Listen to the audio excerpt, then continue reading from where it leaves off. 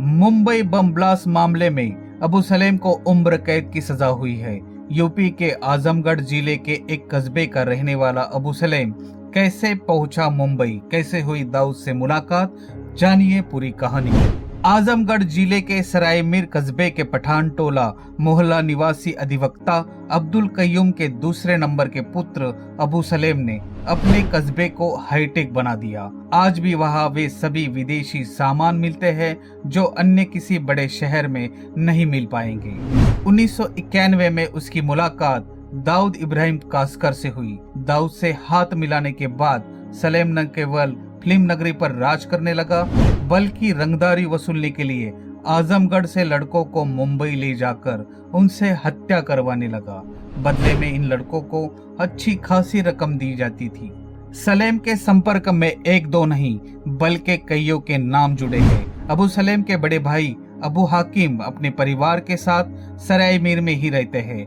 तीसरे नंबर का अबू जैश और छोटा एजाज लखनऊ में ही प्रॉपर्टी डीलिंग करते हैं। दोनों बहनों की शादी हो चुकी है। पिता के अधिवक्ता होने की वजह से सलेम को प्राथमिक स्तर पर अच्छी तालीम मिली। वह मदरसा में पढ़ा है, लेकिन कम उम्र में पिता की मौत होने के कारण 14 वर्ष की उम्र में ही सराय मीर में एक गैरेज पर काम करने लगा। अधिक रुपए कमाने के लालच में 1984 में अपने मित्र मोहम्मद समी के साथ मुंबई चला गया।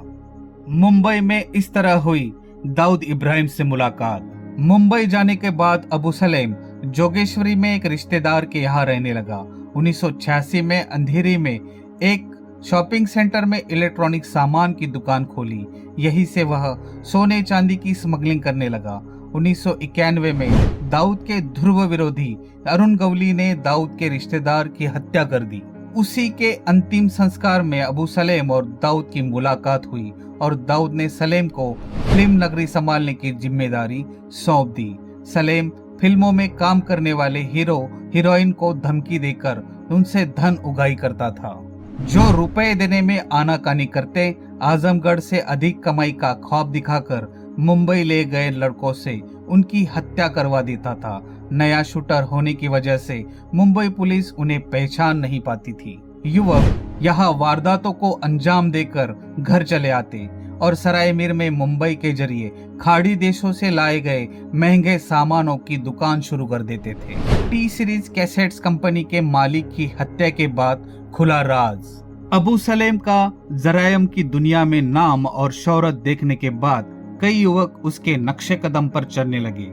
हालांकि सलेम के इस राज का खुलासा 1997 में टी सीरीज कैसेट्स कंपनी के मालिक गुलशन कुमार की हत्या में शामिल पकड़े गए शूटरों के बाद हुआ। दरअसल शूटर के पास जो तमंचा बरामद हुआ था उस पर मेड इन बम्होर लिखा था।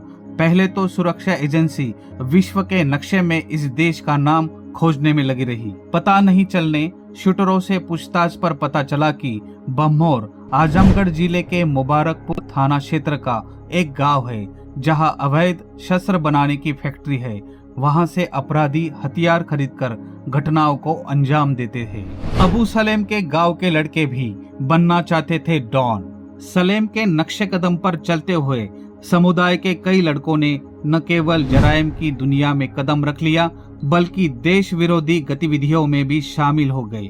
यह सभी युवक गुपचुप तरीके से अपने मिशन को अंजाम दे रहे थे।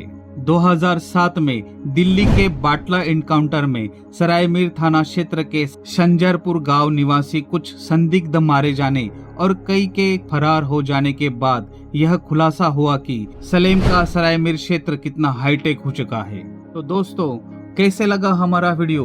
अगर आपको वीडियो पसंद आया हो तो हमारे इस वीडियो को लाइक जरूर करें और हमारे चैनल को सब्सक्राइब जरूर करें।